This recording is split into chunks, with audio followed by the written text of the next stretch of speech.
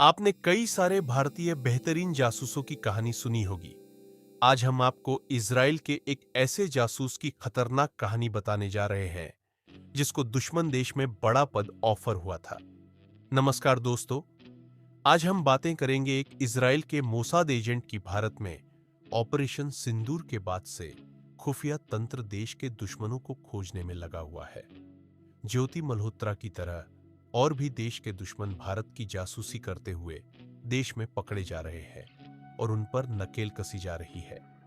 लेकिन आज हम आपको एक ऐसे जासूस के बारे में बताने जा रहे हैं जो न सिर्फ दुश्मन मुल्क में जाकर उनका भरोसेमंद बना, बल्कि कई साल तक वहां से जरूरी जानकारियां भी चुराकर अपने देश तक भेजता रहा।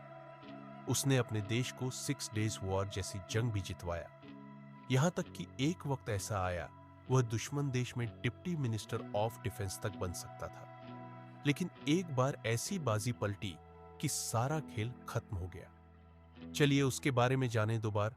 मोसाद से हुए रिजेक्ट यह कहानी शुरू हुई थी गोलान हाइट्स से, जो कि एक पहाड़ी इलाका है और इसकी स्ट्रेटेजिक अहमियत बहुत है। जॉर्डन नदी यहीं से गुजरती है, जो कि इजराइल के लिए पानी का एक बड़ा स्रोत है। यहां से इजराइल को पानी का 30 से 40% हिस्सा मिलता है।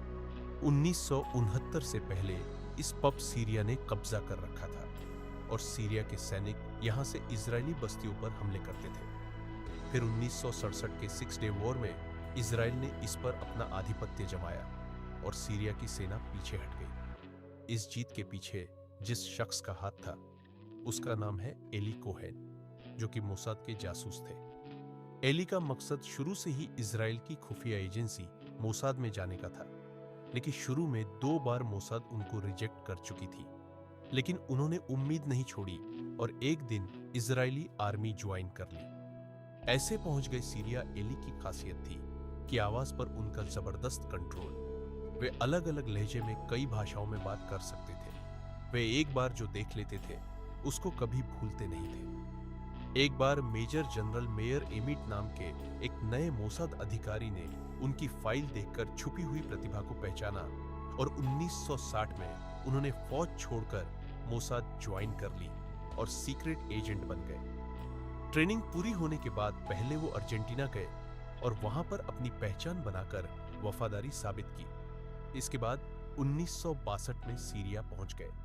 यहां उन्होंने कमल अमीन थाबेट के रूप में उन्होंने अपनी जिंदगी शुरू की। यहां उनकी मुलाकात अल हाफिज से हुई और यहीं से कोहेन की जासूसी की दुनिया में जबरदस्त बदलाव आया। रक्षा मंत्री का पद तक हुआ ऑफर। अल हाफिज सीरिया के ताकतवर नेता थे। 1963 में अल हाफिज सीरिया के राष्ट्रपति बने और कोफेन व हाफिज की दोस्ती बहुत गहरी हो गई। हाफिज जब राष्ट्रपति बने तो उन्होंने कोहेन को रक्षा मंत्री का पद तक ऑफर कर दिया था। इतना ही नहीं, हाफिज ने तो कोफेन के लिए यह भी कहा था कि उनके बाद सीरिया के राष्ट्रपति के पद के लिए कोफेन से बेहतर दावेदार नहीं हो सकता। सीरिया की राजधानी में कोहेन एक शानदार घर में रहते थे, जहां पर रेडियो ट्रांसमिशन केबल लगे थे। इसी के जरिए वे गोपनीय जानकारी अपने देश इजराइल भेजते थे। कोहेन हमेशा अपने पास साइनाइड की एक बोतल रखते थे कि अगर पकड़े गए तो पीकर जान दे देंगे। 6 डेज वॉर में एली की चालाकी। एली कोहेन के जासूसी करियर में उनका गोलन हाइट्स का दौरा बहुत महत्वपूर्ण था। उन्होंने बहुत से संवेदनशील इलाकों की तस्वीर ली और वहां पर मिलिट्री की पोजीशन दी। कहते हैं कि जहां पर सीरिया ने इजराइल की तरफ आर्टिलरी तैनात की थी, वहां पर एली ने अफसरों को मनवाकर यूकेलिप्टस के पेड़ लगवा दिए, जिससे कि सैनिकों को गर्मी से राहत मिल सके। इन्हीं पेड़ों की मदद से इजराइल ने 6 डेज वॉर जीता और गोलन हाइट्स पर कब्जा कर लिया था, क्योंकि इन्हीं वजह से सीरियाई सैनिकों की सटीक लोकेशन पता चल रही थी। बीच चौराहे पर हुई फांसी। फिर एक दिन 1965 में सीक्रेट इंफॉर्मेशन भेजने के दौरान सीरिया की काउंटर इंटेलिजेंस यूनिट ने एली कोहेन को पकड़ लिया।